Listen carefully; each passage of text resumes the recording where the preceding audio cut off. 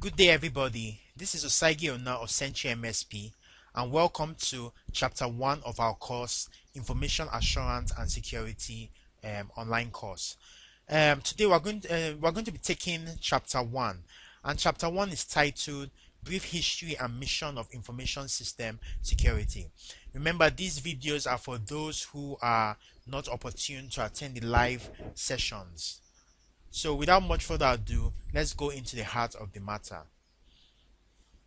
So the topics we're going to cover from the handbook, Computer Security Handbook 6th edition, Chapter 1, include basic concepts such as security, risk management, and also the history of information systems in general and information system security in particular. So let's continue on. Security. What would you say is security? Or how would you say a particular asset is secure? Actually, security is a state or process of being free from danger, loss, or harm. So security is a state because it is a particular frame of mind and a particular situation that a particular asset can be in. An asset can be described as being secure or insecure. Security is also a process because it is an iterative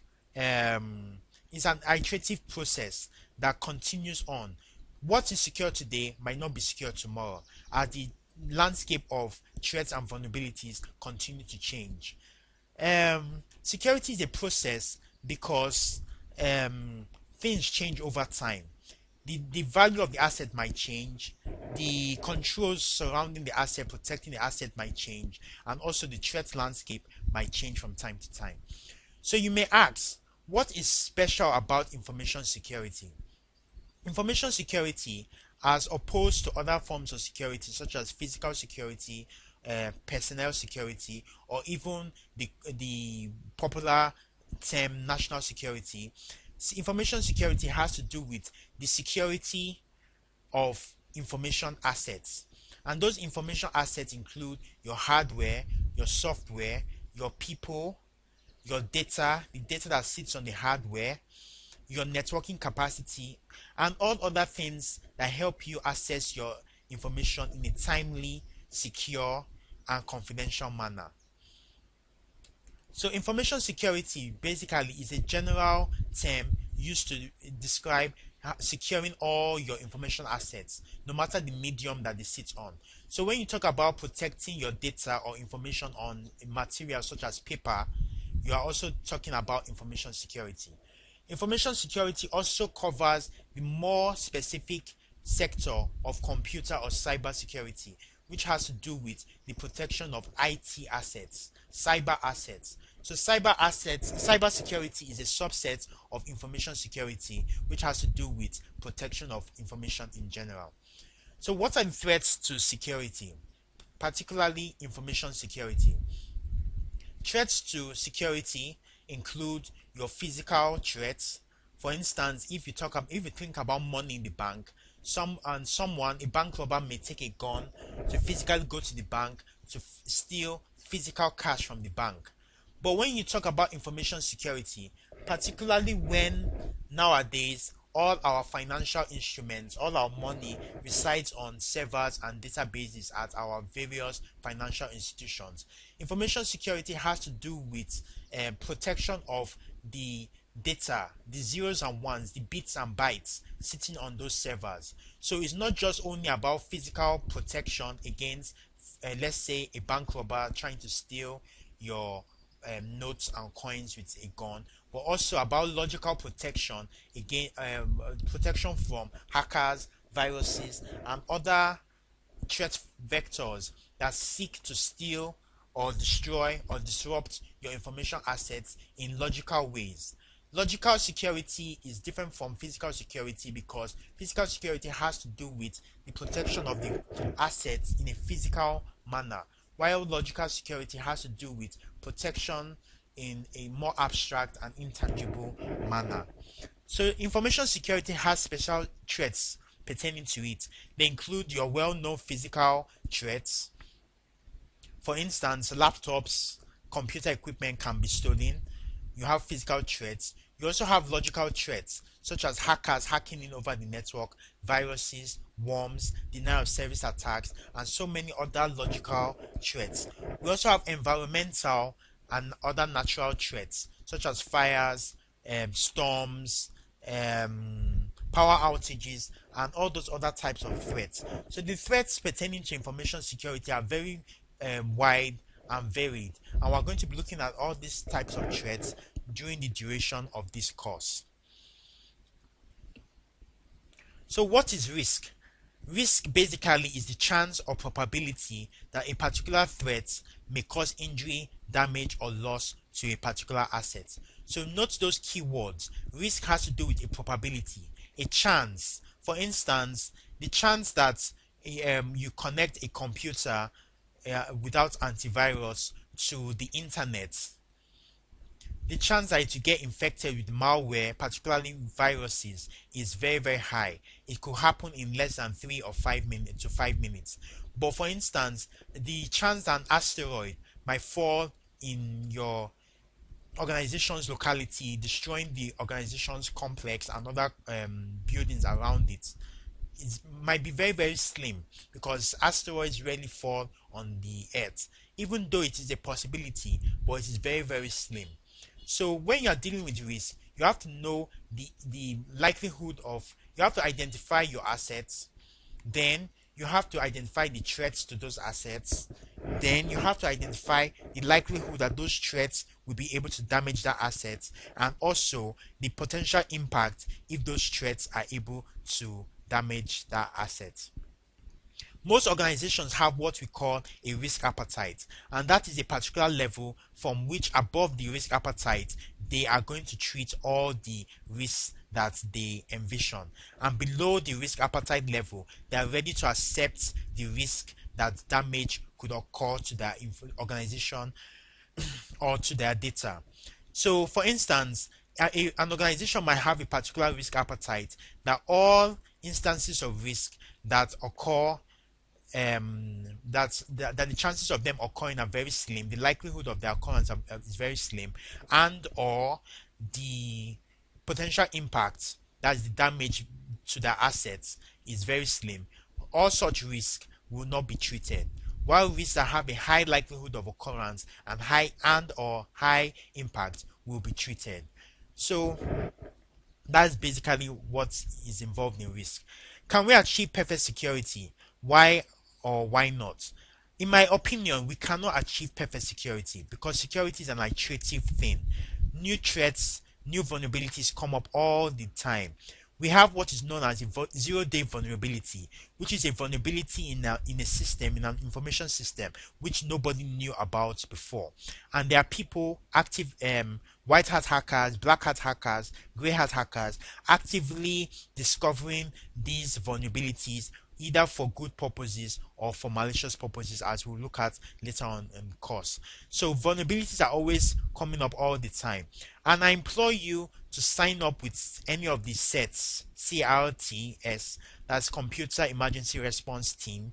You have the US set. There is also the NG set that belongs to the Nigerian government, and those sets from time to time send you bulletins listing out various new threats and new vulnerabilities. So if you want to pick up a career as a cybersecurity professional, you have to sign up with those bulletins and identify new threats and new vulnerabilities to information assets in your organization. So in my opinion, we cannot achieve perfect security, but we can try to achieve a level of security that will make it not what the attackers worthwhile. So it will make it to the extent that the attacker has to put in more resources and allocate more time to try to damage your resources. So risk management, basically the steps of risk management are you identify all the risk, then you put in place mitigation strategies. Mitigation strategies are basically controls which you put in place to prevent that risk from crystallizing, to prevent that risk and the potential impact from that risk from occurring. So mitigation strategies could be preventive controls, detective controls, or even corrective controls. So after putting in the mitigation strategies, you now have to do what is known as evaluation and validation. So you evaluate the effectiveness of those controls which you have put in place, and also you validate that those controls are in place and that are working effectively. This is basically evaluation and validation is where information assurance or IT audit particularly comes in. There you need an independent person, an independent officer, either an internal auditor or an external auditor, to come into the organization and validate that controls are in place and those controls are working effectively. Independence is key here because you don't want somebody who is implementing controls such as installing antivirus on your system to be validating those controls, i.e. to be validating whether the antivirus is working effectively. That is a breach of the principle of independence for assurance and audit professionals.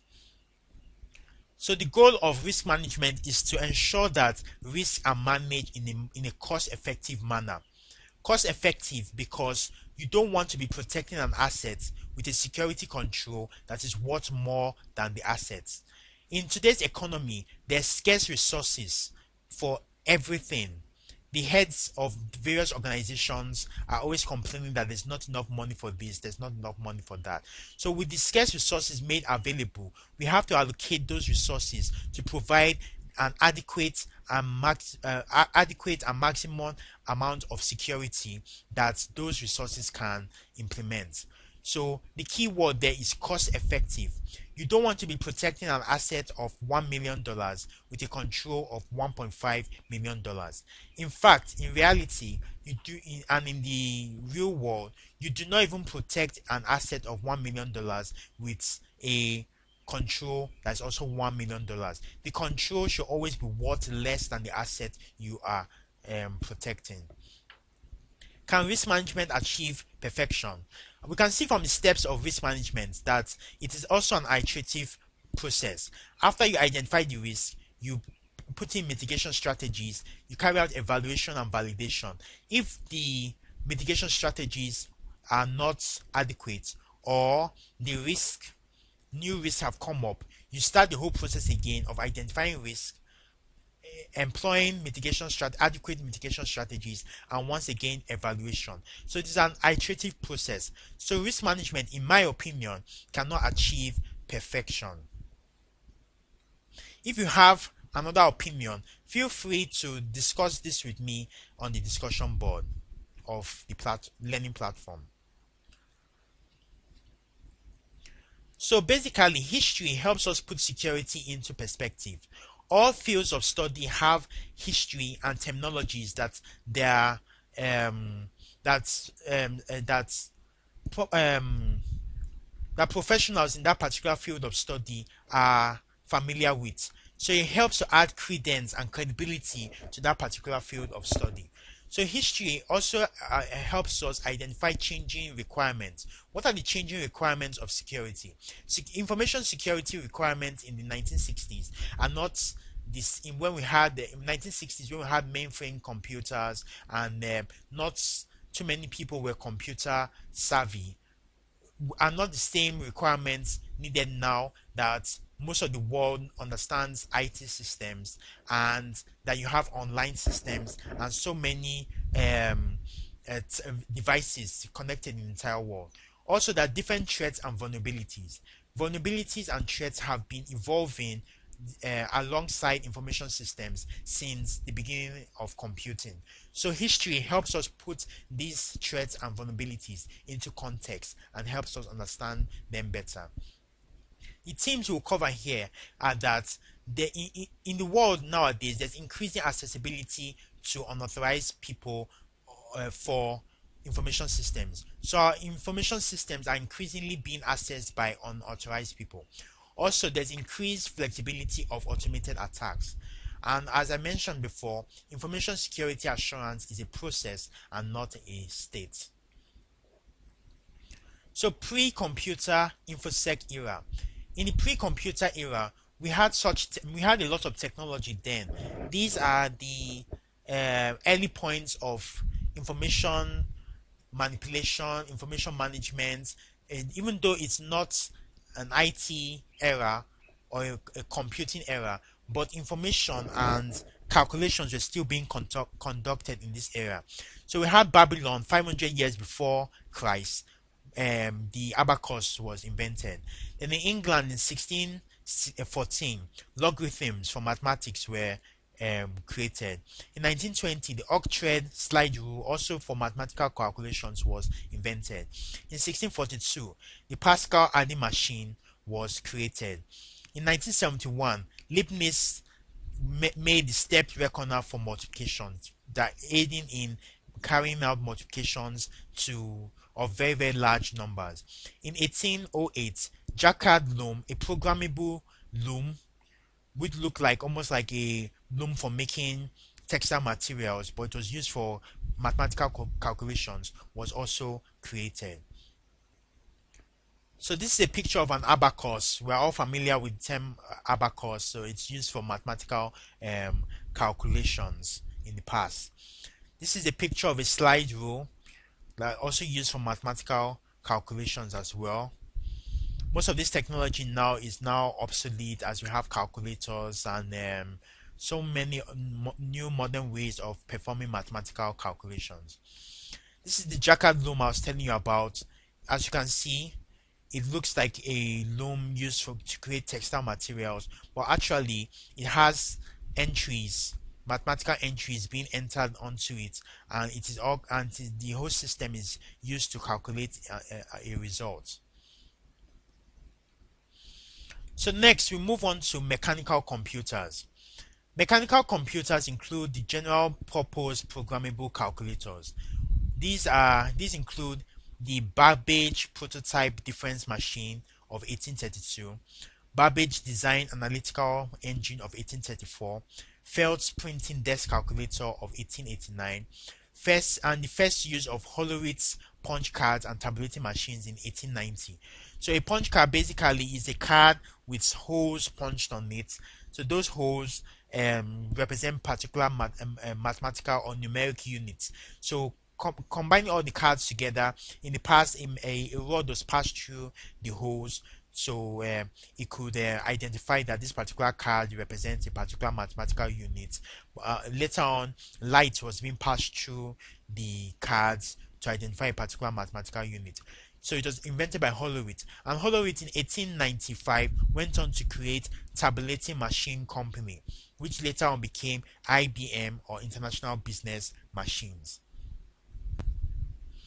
So this is a picture of the difference machine of 1832.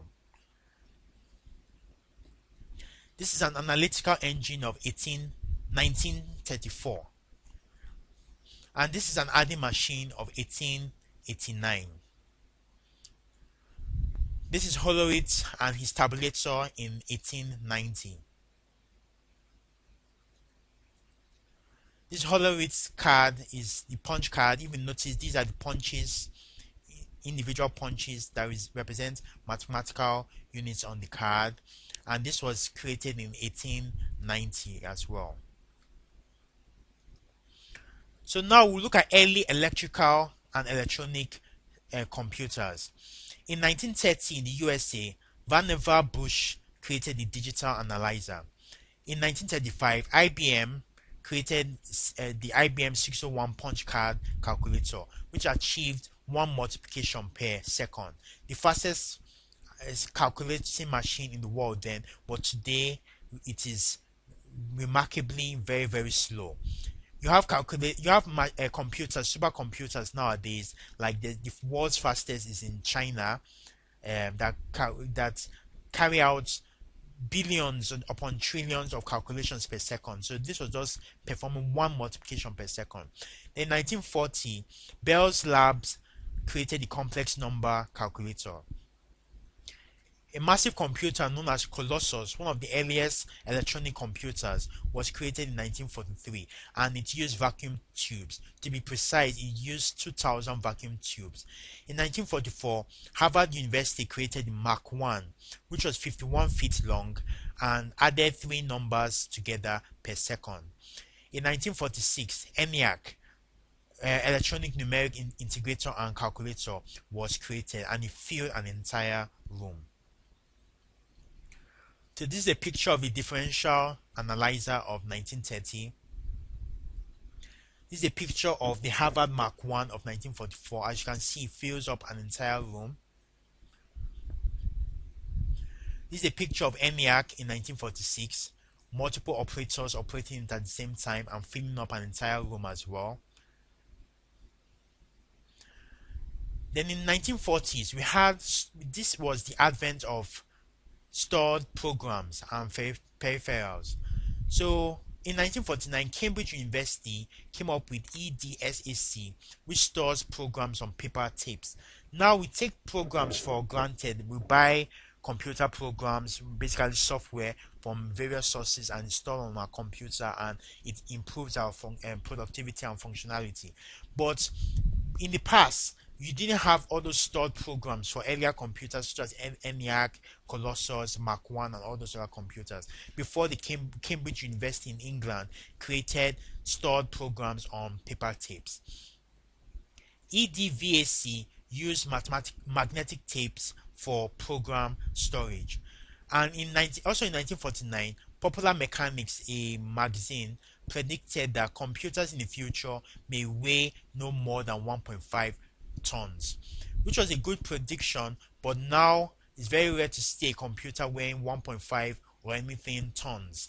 Computers now have really shrunk in size. So Popular Mechanics was right, though the figure there. Now you have computers as small as our mobile phones. Mobile phones are actually computers nowadays. Smartphones are actually computers in the palm of our hands. Then in 1950, Imperial University Tokyo invented the floppy disk, which could now be used to transfer data and information from one computer to another. Floppy disks then hold very minute amounts of information. But remember, then working with floppy disks, you could store data on them and they won't get filled up. But in today's world, you can't even store an album from iTunes on a floppy disk. Not enough space. Also, Turing test was postulated as well in 1950. In the 1950s, software and hardware became more and more accessible. In 1951, Admiral Grace Hopper invented the macro assembler computer language. Previously, when you are programming on a particular computer, you have to program in a unique language, unique to that particular computer. So the programs are not interoperable. Like for instance, if you program on the IBM computer, you can't use that same program on a HP computer or a Dell computer in the past. But with the advent of macros basically run on numerous computers, so you can make a program on an IBM computer and port it into a HP computer. This was the advent of the second generation language, 2GL. US Air Defense System receives Whirlwind real-time computer, also in 1951. Then UNIVAC 1, the first general-purpose electrical computer, was delivered to the US Bureau of Census. So UNIVAC basically was the first computer that could serve various purposes. Before now, for instance, the Whirlwind computer delivered to the United States Air Force was used for detecting enemy intruders into the United States airspace. It could do that and nothing more. But UNIVAC could be programmed to perform a variety of functions. So it became the first general purpose computer. And it was delivered to the US Bureau of Census to assist them tabulate field work. That is, the field agents went out into the field and collected data on their citizens in the census, and it was used to collate all that data that was gathered to create the census result for that year. Then in 1953, at most 100 computers existed on the planet. Imagine how many computers exist on the planet now. Who knows? No data communication at all was in existence, so computers could not communicate with one another. And also in 1953, the magnetic core memory was invented. So next we'll look at the advent of languages, input output devices, integrated circuits, mainframes, and mini computers. So in 1954, Fortran 1 was created. Those of you who study computer science or computer engineering in Nigerian universities will be familiar with Fortran because it's still being taught widely in Nigerian universities. In 1957, the first dot matrix printer was created by IBM as a means of output of computer results. In 1958, Lisp was created. Lisp is still used today in artificial intelligence programming. 1959, COBOL was created. In 1960, Algol was created. In 1961, we had the advent of APL. In 1964, we had PL1. We also had the IBM 360 series, which was released, a mass-produced computer that had that different vendors could create compatible parts. So it was not just only IBM that could continue to build parts for the computer, but different vendors could make parts that are compatible with the computer, and 1,000 were built. Then we have the Digital Electronics Corporation PDP-8 first major mini computer. So that's the first major mini computer. Mini in that sense should not be confused with the computers you have today, which are actually microcomputers. Mini computers were almost the size of a wardrobe or the size of a refrigerator then. So microcomputers are the size that we have now of desktops and laptop computers.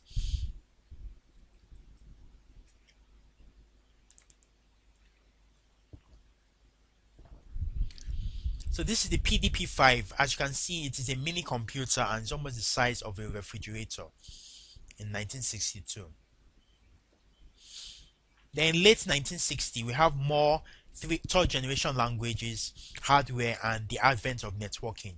So in 1965, BASIC, I think we're familiar with the derivative of BASIC known as QBasic, was invented by Thomas Coates, John Kemi at Dartmouth College in US.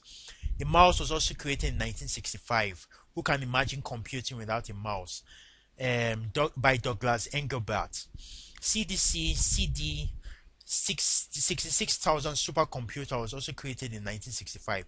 A supercomputer can carry out millions to billions to trillions of calculations per second. Between 1967 and 1971, Pascal programming language was invented.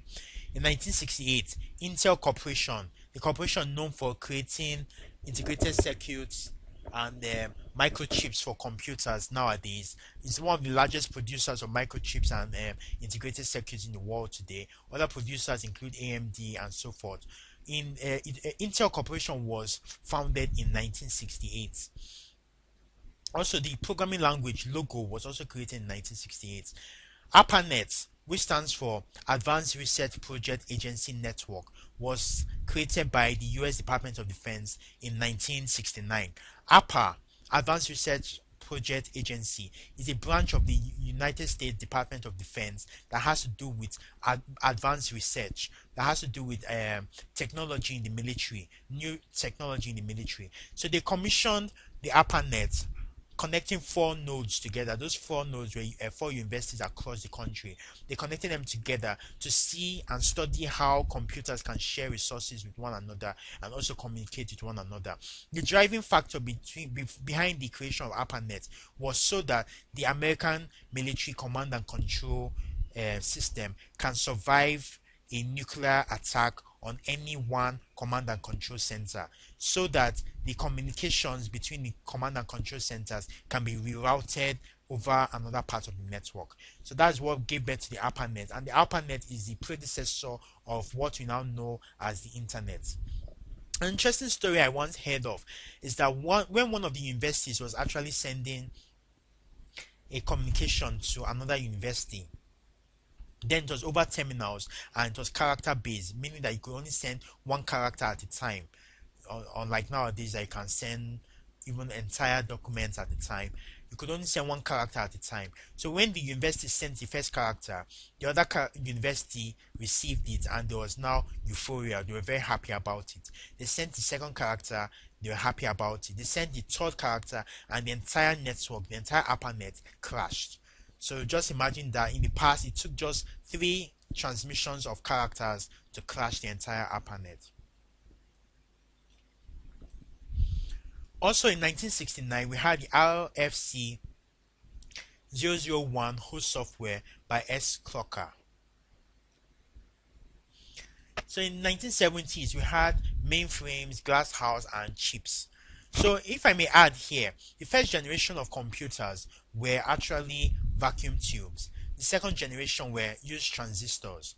The third generation used integrated circuits. That's where Intel comes in. And the fourth generation, what we're on now, uses microprocessors. So in 1970, the first RAM chip, RAM stands for Random Access Memory. The first RAM chip was invented by Intel, and the memory was 1028 bits. Imagine that. So 8 bits actually make up 1 byte, and 1024 bytes make up 1 megabyte. 1024 megabytes make up 1 gigabyte, and going upwards and upwards towards terabytes and all that. So if you could imagine that 1024 bits, not bytes, was the RAM chip created by Intel in 1970, and nowadays we have RAM of 8 gig RAM, 8 gigabyte RAM, 16 gigabytes RAM, and so on and so forth. So you can see how far computing has actually gone. Then also in 1970, the Unix operating system was developed by Thomas and Ritchie, which allowed multi-user use of one single operating system at the same time. The Unix is still very much in use today, even in commercial organizations, in versions such as Solaris. Solaris is a Unix derivative, BSD, FreeBSD, they're all Unix derivatives.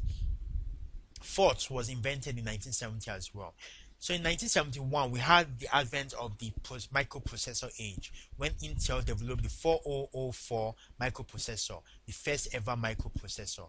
In 1972, we had the first computer game, Pong, by Atari.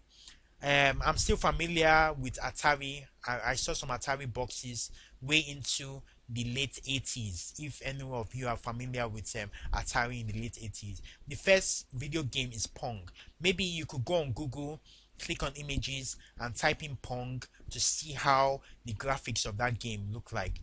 It's not really that good compared with the graphics we're having today, but it was a very interesting and high-selling game. We also had the large-scale integrator LSI, 500 components per chip. So you could put on 500 components on one chip. Then the C programming language was also invented in 1972. The C programming language is a very versatile programming language that is still in use today. I believe the Windows operating system is written in C. And also, I will encourage any of you that wants to learn programming, that before you move on to the Java.NET and other more recent programming languages, that you learn C. It is always advised that you learn programming by learning C. In 1973, HP releases its first mini, not micro now, its first mini computer called the CX. So this is a picture of the CDC 7600 supercomputer, very large computer that could calculate millions and billions of calculations per second. This is a Cray 1 supercomputer. The Cray series, I don't know what version they're on now, but one of the versions actually beats Garry Kasparov, the chess grandmaster, at a game of chess. So it's all showing that computers are now very, very powerful. So this is a picture of the Cray 1 supercomputer. It was created by IBM in 1976. In the mid-1970s, you saw the advent of databases and the PC, the personal computer. In 1974, the first popular personal computer, the Altair 8800 by MITS, was created, and it cost $397 and had 256 bytes of RAM. It had I/O, which is input and output, in the form of lights and switches only. So it didn't have a monitor, didn't have a terminal, didn't have a keyboard, but it was a computer nonetheless. So in 1975, Bill Gates and Paul Allen formed Microsoft and create BASIC for the Altair 8800 computer. BASIC was the programming language of the Altair 8800 computer. So when the Altair was created by MITS, there was no operating system. So Bill Gates and Paul Allen were the ones that created the operating system for it. In 1976, Steve Wozniak and Steve Jobs designed the Apple I computer. It's well known that Apple in its early years was run from a garage. So from a garage, it now grew to become the world's most valuable company with assets, with cash assets of more than $400 billion right now. So also in 1976, the first IBM laser printer, the size of an SUV, was created. Then the Cray 1 supercomputer reached 150 megaflops. Megaflops is a unit of calculation in billions of calculations per second. So this is the Altair computer. If you notice here, these are the lights and switches for controlling the computer. So it didn't have a monitor, a terminal, and it didn't have a mouse, it didn't have a printer, didn't have all that, but it was a computer nonetheless. Then this is the Apple I prototype, the prototype of Apple's first computer in 1976. So in 1970s, networking and microprocessors became the rage. So in 1977, TCP, which stands for Transmission Control Protocol, replaced NCP, Network Control Protocol, in the ARPANET. So previously in the ARPANET, you had so many diverse protocols. There was NCP, there was DECtalk, there was AppleTalk, so many different protocols, and these protocols did not really operate with one another seamlessly. I could have a computer running DECtalk and it won't communicate with another computer running AppleTalk efficiently. So because of that, TCP was actually invented. TCP has now become the de facto standard of internet communication worldwide, and generally it is known as TCP/IP, which stands for TCP /IP, which stands for Transmission Control Protocol Internet Protocol. So it is the de facto standard for internet transmissions globally now. We'll look more into TCP in other chapters. In 1977, the Apple II computer was also introduced. In 1978, Intel releases 8086, a 16-bit microprocessor, one of the first microprocessors to be released. In 1979, Commodore PET 1 megahertz clock with 8 kilobytes RAM was released. So that was a personal computer that ran at 1 megahertz and had 8 kilobytes of RAM. Where you see a KB or a KB, MB, or GB with the B in uppercase, it means bytes, not bits. When you see the B in lowercase, such as Mbps, talking about network speed, the B there is bits. So remember that going forward, a uppercase B is bytes and lowercase b is bits.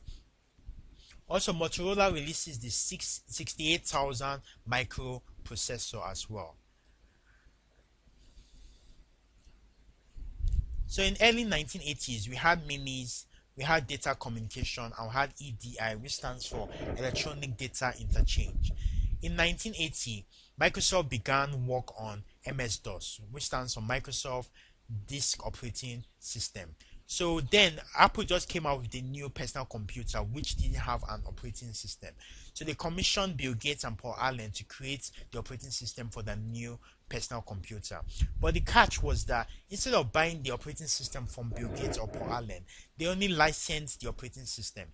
So meaning that for each PC that was sold, a royalty went to Bill Gates and Paul Allen for the use of the MS-DOS operating system. This also enabled Paul Allen and Bill Gates to license their operating system to other vendors that had other operating personal computers to sell.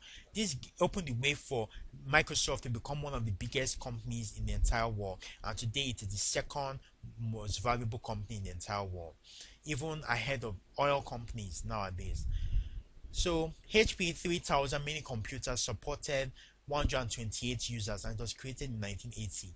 It was the size of a refrigerator, had 1 megabyte RAM max, and used HP 7925 disk drives, which held 120 megabytes of data. So the RAM was 1 megabyte, while the hard disk was 120 megabytes. We have gone a long way from then. Now when we have RAM of 16 gig, I'll have hard disk of 1 terabyte. In 1918, Xerox 8010 computer uses WIMP. WIMP stands for Windows, Icons, Menus, and Pointing Devices. So basically, the computers that we understand today, when we have Windows all over the system, when we have icons that we can click, menus that we can click, and pointing devices such as mouses, touchpads, and things like that, all that came about in 1981. So IBM released the first personal computer, which cost $2,880 and had 64 kilobytes of RAM, a monochrome display, meaning that it was a single color, just black and white. It had optional cassette drives and 160 kilobytes of floppy. So in 1982, the internet was defined as an internet network using TCP/IP.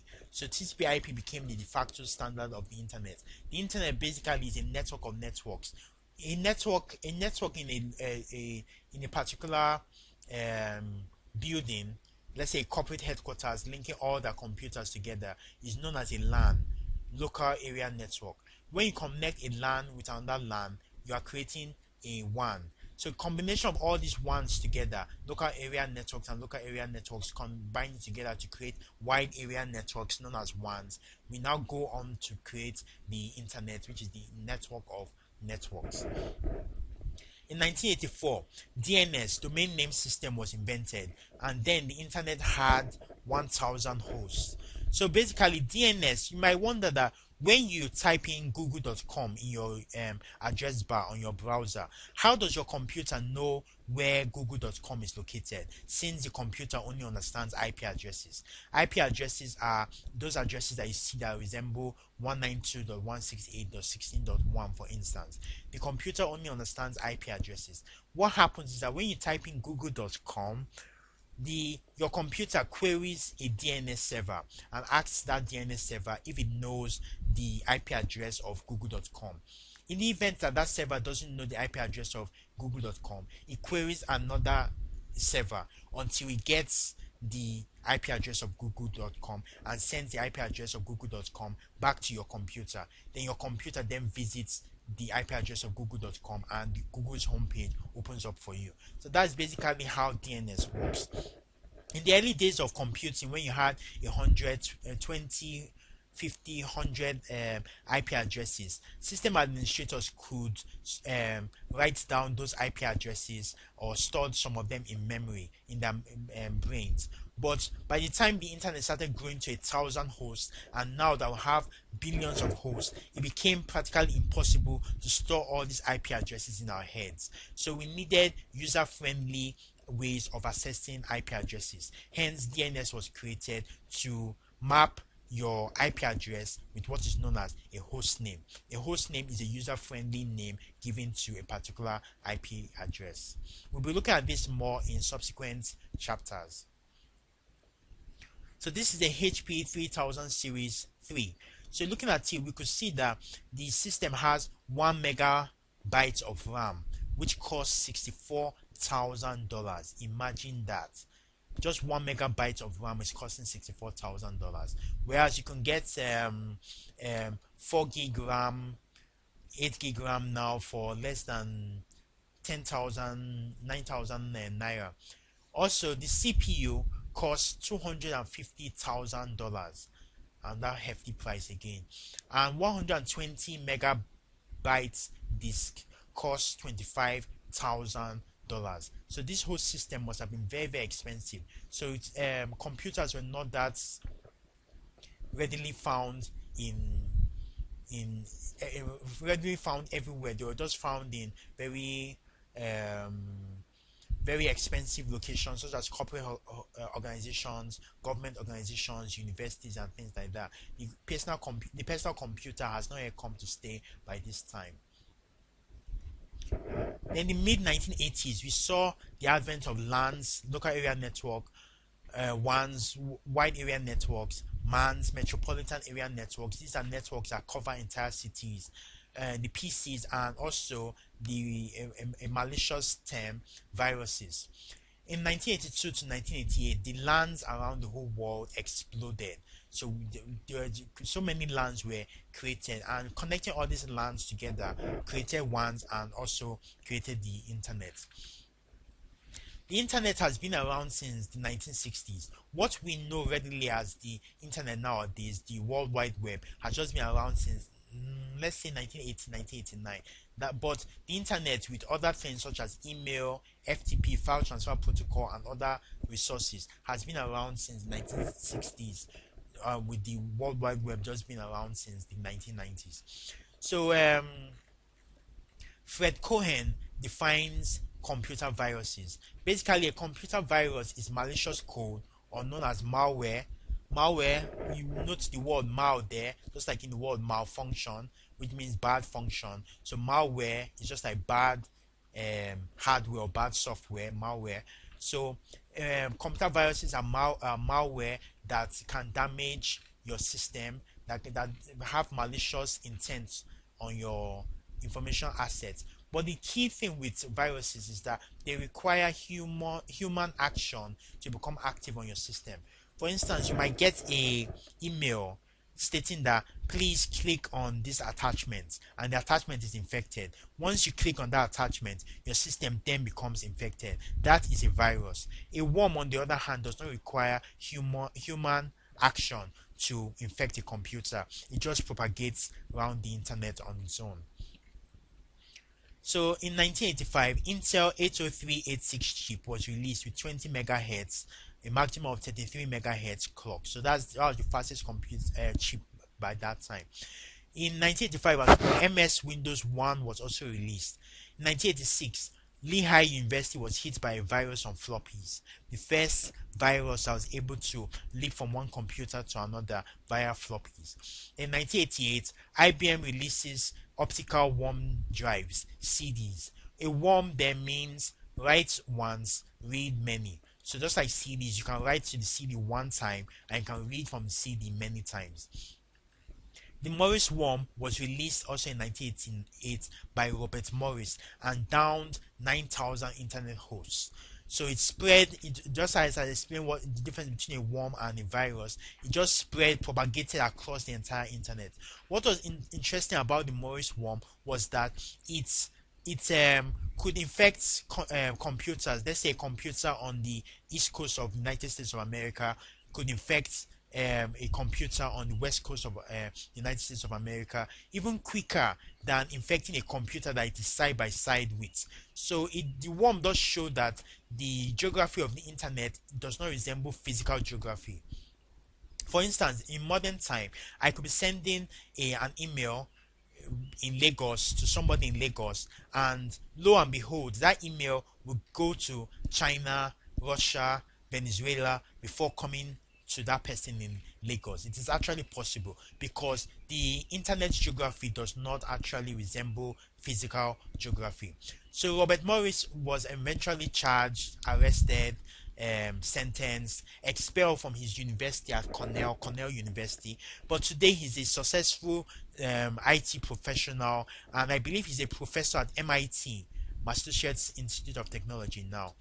So in 1989, Tim Berners-Lee, working for CERN, which is the nuclear research agency of the European Union, Tim Berners-Lee invented the WWW, the World Wide Web, which is a web page, which was basically a web page with hyperlinks to research papers by him and his colleagues. So it enabled him and his colleagues to share their research findings with each other by just clicking on the hyperlinks.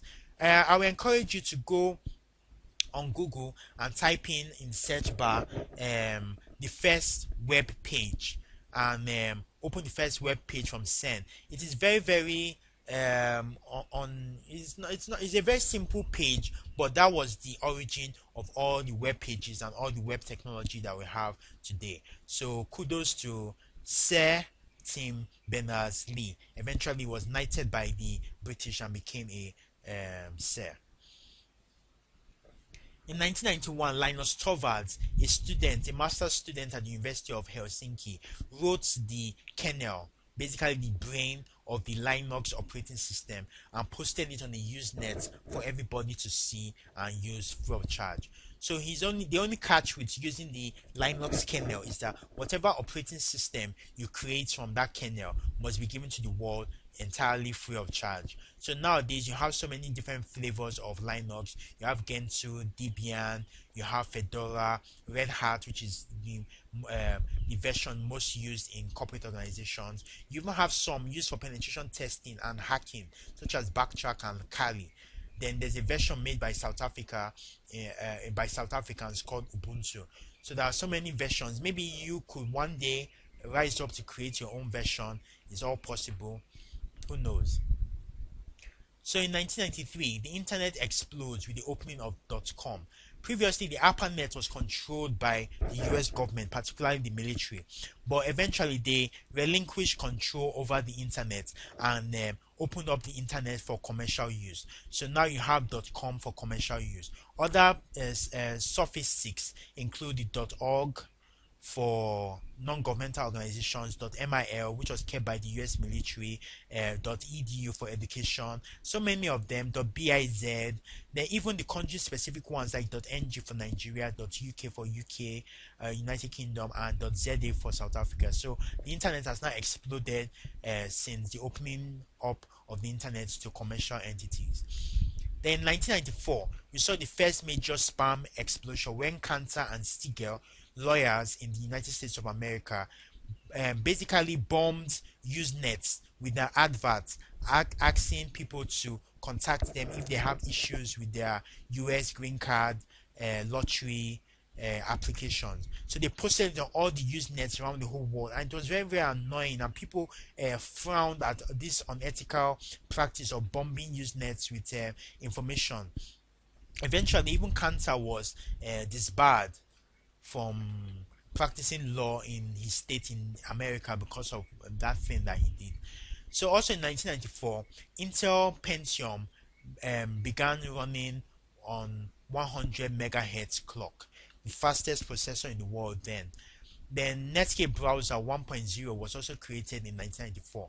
The Netscape browser actually became the precursor of the popular browser Mozilla Firefox, which we know of today. In 1995, Windows 95 was created and the first macro concept virus was released. A macro concept virus basically is a virus that is written in macros.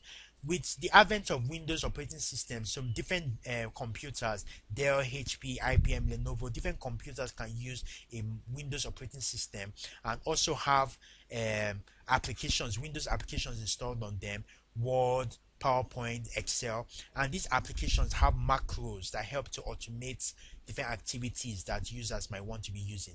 So many attackers, human attackers, started writing viruses in these macros so that the virus does not need to be specific. You no longer need to write a virus specific to a particular operating system. You just write the virus in macros and it could propagate from one Windows system to another Windows system.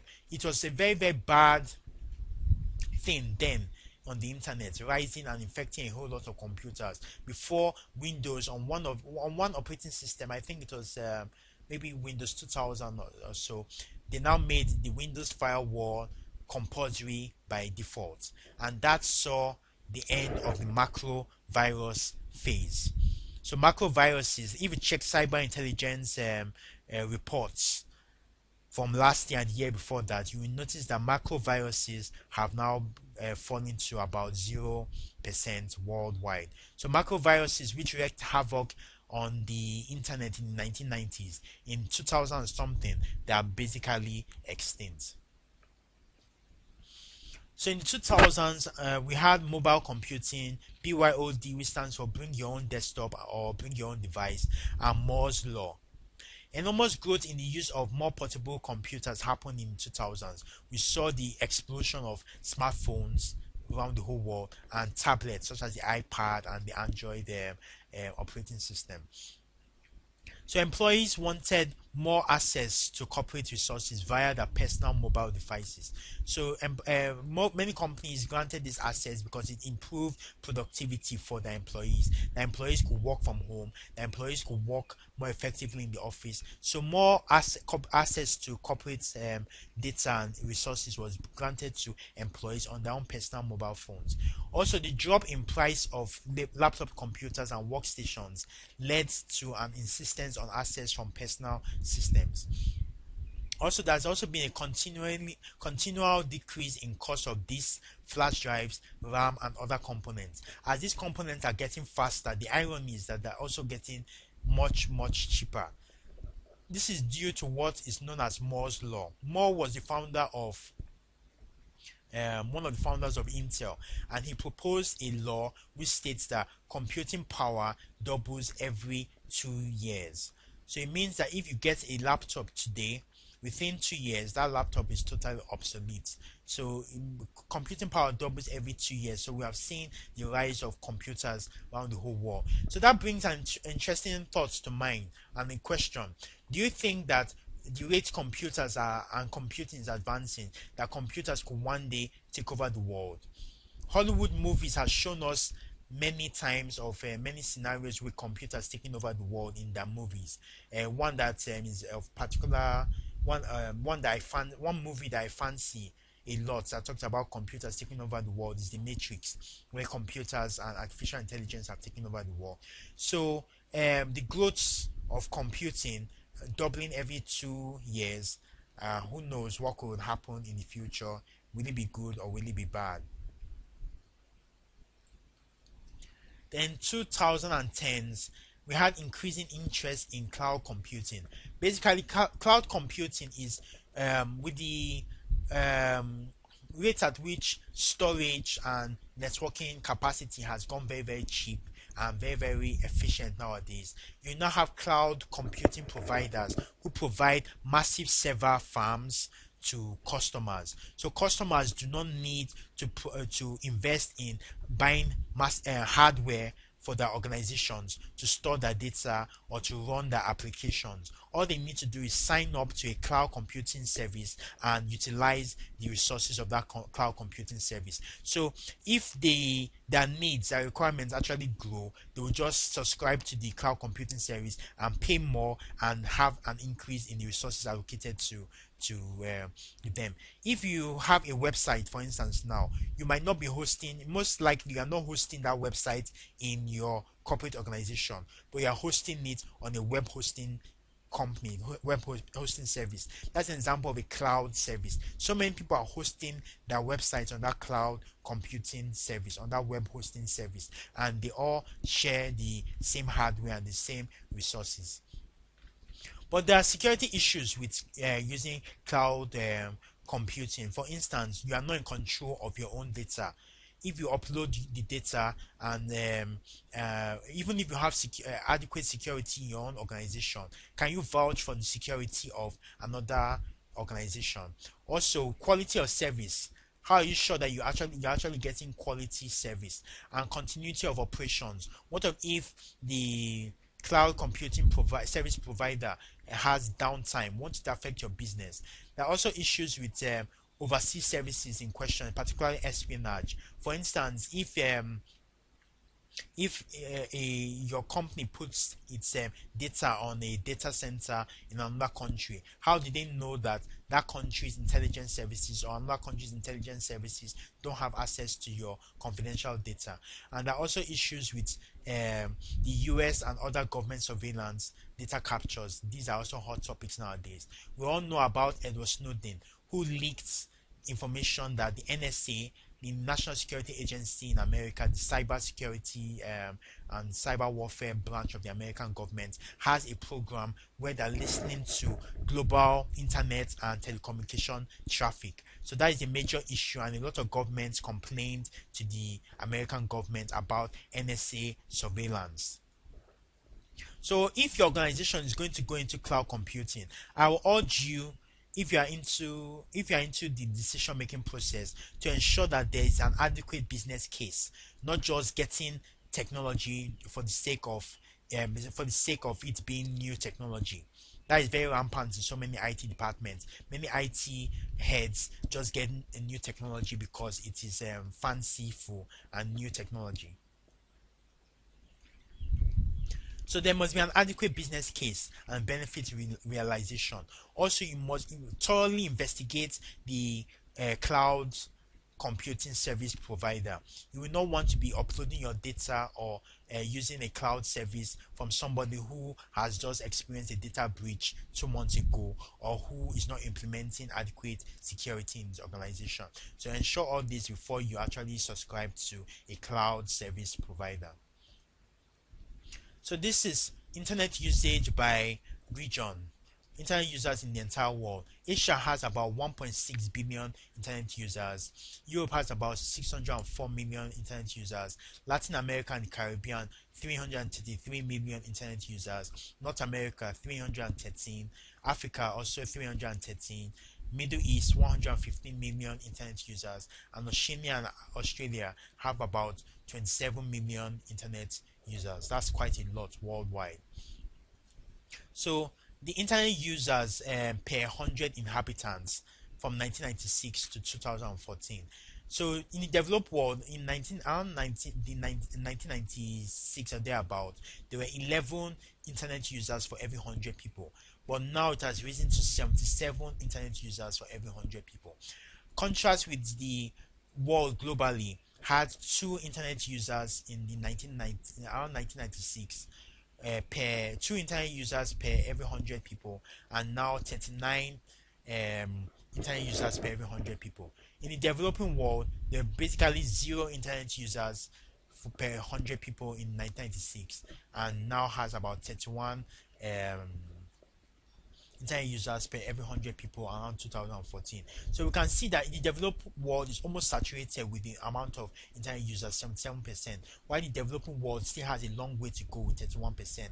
This is the reason why a lot of telecom providers and network providers are moving into Africa and Asia, where there's avenue and room for massive growth in the number of internet users in those regions. So this world internet usage details. Africa, with a population of about 1.2 billion, has 313 million internet users, and penetration is 27%. Asia, with a population of about 4 billion, has 1.5 billion internet users and penetration of about 38.8%. Europe has a penetration of 73.5%. North America has a internet penetration of 87.9%, and globally it is 45.0% penetration, or 3.3 million internet users. So you can see that globally there's still a long way to go in getting everybody connected to the internet. In countries such as Norway, internet access is actually a basic human right.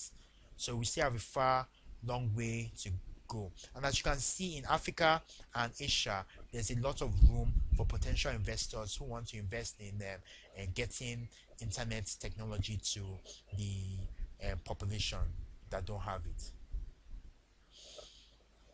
So looking at world internet penetration rates by geographic regions. North America 88%, Europe 74%, Australia 73%, Latin America 54%, Middle East 49%. The world average is 45%. Asia 39%, and Africa just 27%. Top 10 languages in the internet for 2015 second quarter. English is number one, followed by Chinese, then Spanish, then Arabic, before Portuguese, Japanese, Russian, Malay, French, and German. So the English users amount to 851.6 million users. Chinese users amount to 704.5 million users. World penetration rates for telecommunication technologies. As you can see, the growth in mobile cellular subscriptions has grown exponentially and is still growing. Even in Nigeria here, we see that most people who access the internet over their mobile phones. It's the most popular way to get on the internet, particularly in the developing world. Other ways include mobile broadband subscription, which is not that high, the fixed line telephone subscriptions, which is your landline access to the internet, which has been going downwards over time, and fixed wire broadband subscriptions, which is growing at a very slow rate. So next we'll look at BYOD. Bring your own device or bring your own desktop. So it's a noun which refers to employees taking their own devices to work, whether laptop, smartphone, or tablet, in order to interface to the corporate network.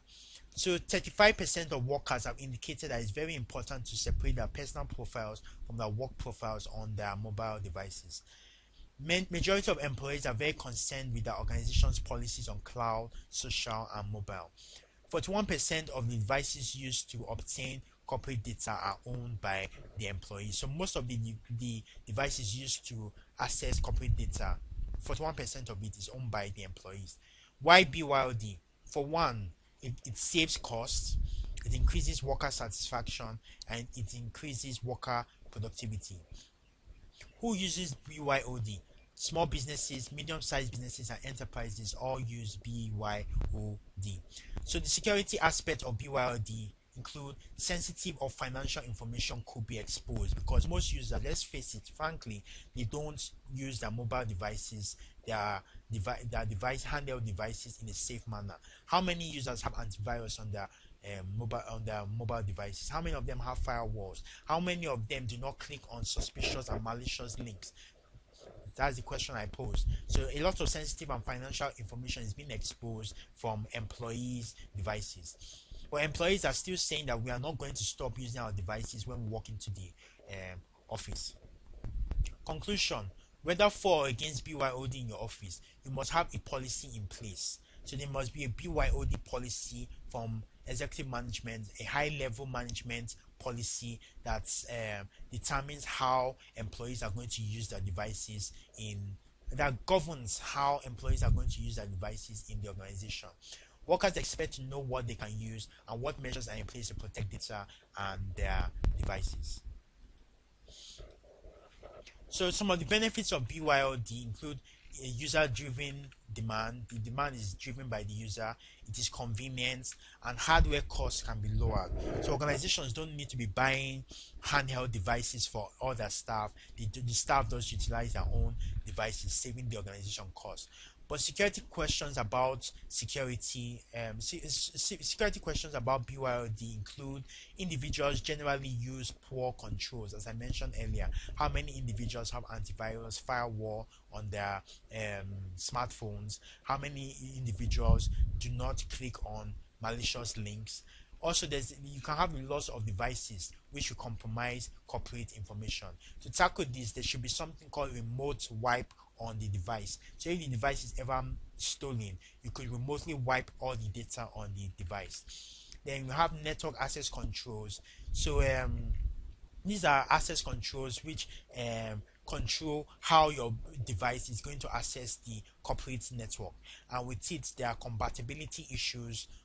One device might not be compatible with the access controls of the organization, and also there are support issues as well. Imagine imagine a corporate staff of about 3,000 people bringing their own devices to work, and the IT department being told to support the 3,000 devices. It will be a real hectic situation. So that's it for chapter 1. I hope it has been very, very informative and educational for you. Please join us for the next chapter, which will be posted shortly. So I'll encourage you to now go and study chapter 1. And if you have any questions, please post them on the discussion board. I can also be reached by via email or phone from office hours between 9 to 5, Mondays to Fridays. So thank you very much for listening, and God bless.